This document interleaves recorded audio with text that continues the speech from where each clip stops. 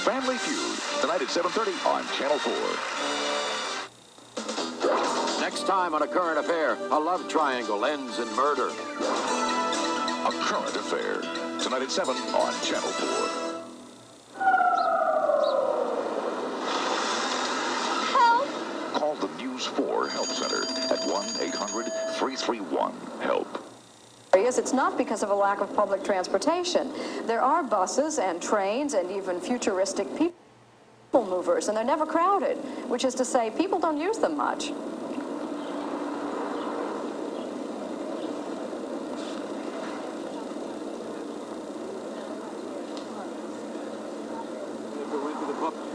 I'd use it if it went in the direction I was going.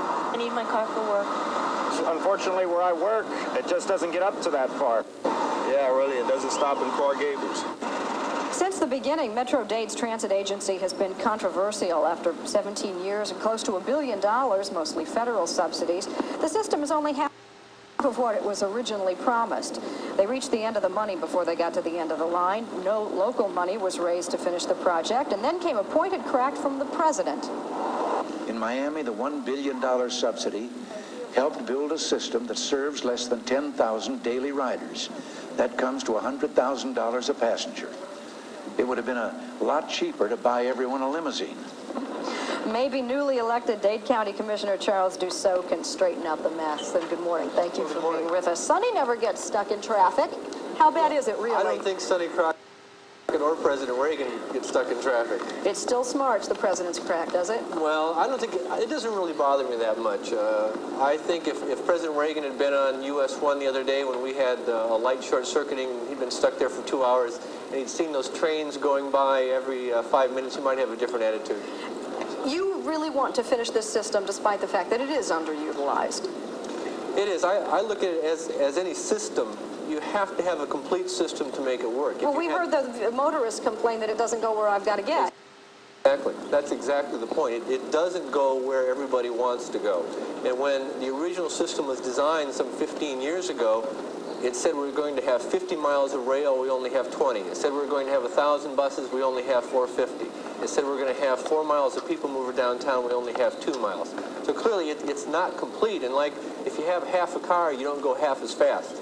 You just don't go at all. So you hope that the Bush administration might be more sympathetic.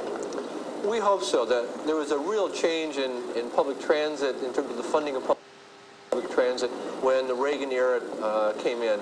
Carter had been, I think, very helpful in major urban areas in trying to reduce pollution, make it easier for people to get around. The Reagan administration has not been so friendly. I'm not going to do this because we don't have cameras pointed at you all.